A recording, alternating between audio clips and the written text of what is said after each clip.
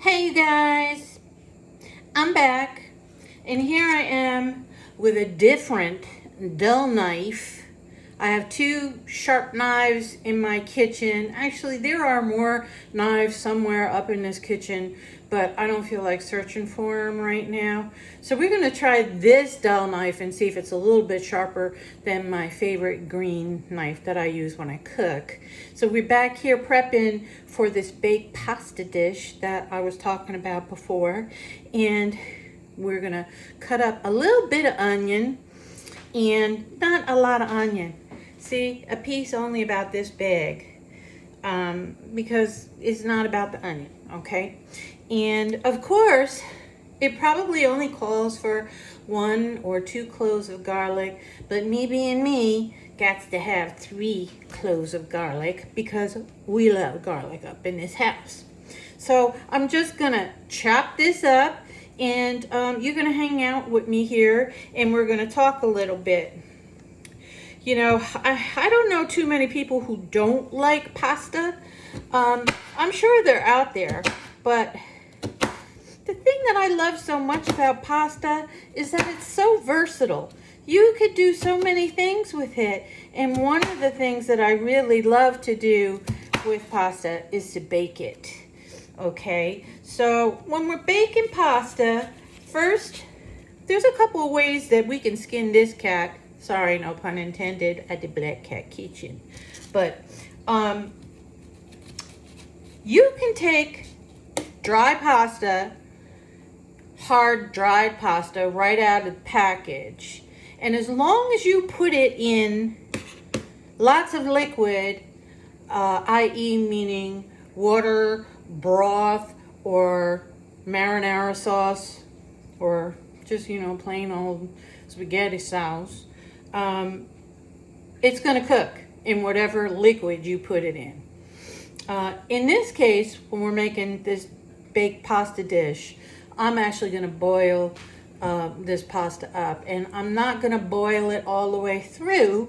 I'm going to cook it until it's al dente, which means to the tooth in Italian. Not quite all the way through, a little bit chewy, because it's going to continue to cook when we put it in the oven. All right, so enough of that crap. So I'm just going to cut up an onion here, and hopefully I don't look like I'm wrestling a tiger over there in video land while you're watching this, because when I watched back my video on my beef bourguignon, I was cutting up my vegetables for that, and I had my dull knife working and a tough onion, and it was comical to me to watch that back because I was struggling with that knife. But this one seems to be a bit sharper. I think I sharpened it not too long ago. And I'm over here dicing up this yellow onion, and I'm gonna dice it up pretty small because we're not using a lot of onion. And when you dice it up small like this, a little bit goes a long way. Okay, so I'm already done dicing this sucker, and I'll show it to you. And we're gonna make our little onion alley on our chopping surface here.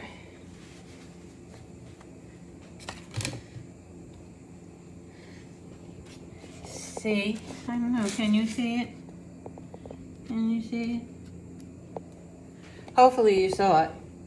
Anyway, I don't know why I can't get my phone to, let's see something here. Bear with me for a second. Trying to get my phone to move down a little bit more so you can see my chopping activity. There's the onion that I chopped up, okay? This phone is really not doing it, but it's this device I have for video recording. I'm not that impressed with it. It's supposed to move when I move. It's on a little tripod. I'm not really impressed with it. But anyway, oop, here's a little stray piece of onion that got away from being hacked. I'll just put that over there.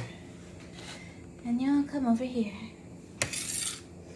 Okay, so now here's our 3 pieces of garlic, our cloves. And I'm gonna whack this with my fist, laying my knife down flat over the top, and it's gonna flatten it and make it easier for me to chop.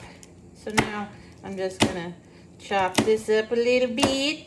I already took the skins off of these, so we don't have to deal with that. Well, there's a little bit left on there. I'm just toss that in garbage.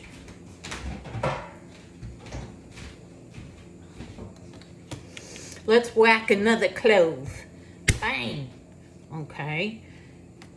And chop. Bang and chop. That's what it's all about. Bang that garlic and chop it. Okay. Here's our last clove of garlic. This might have a little skin still left on it, but I'll find out when I bang it, because it separates the skin from the actual garlic. No, it's okay. There's no skin on here. So, cutting that up. Now, I just did a rough chop on this garlic, but now we're gonna get into it with our knife. We're gonna get aggressive, which I like to say, when we're chopping. So I'm gonna be doing this action,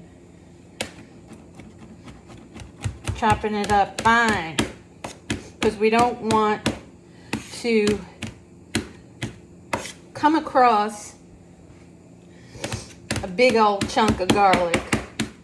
I mean, that wouldn't bother me personally, because I love garlic, and to me, coming across a big chunk of garlic is a prize, but it may not be to everybody else. So when you're cooking, if you're not just cooking for yourself, you have to be aware of,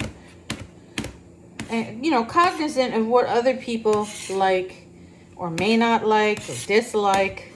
It's not, in that instance, not just all about you. So little pieces of garlic for this recipe, okay? And here are my little pieces of garlic in the Black Cat kitchen.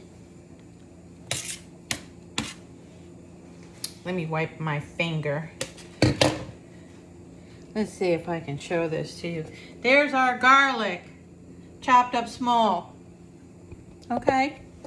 So, we got our little alley of garlic. We're just gonna slide on over right next to our onion.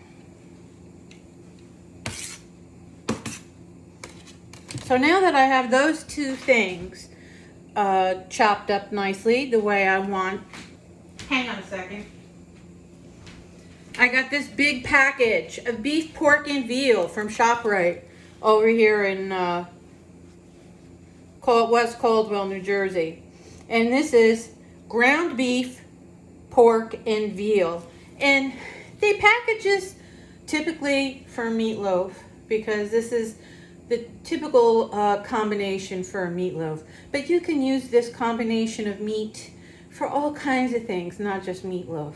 So I'm going to take about half of this. I'm going to break this down into 2 parts.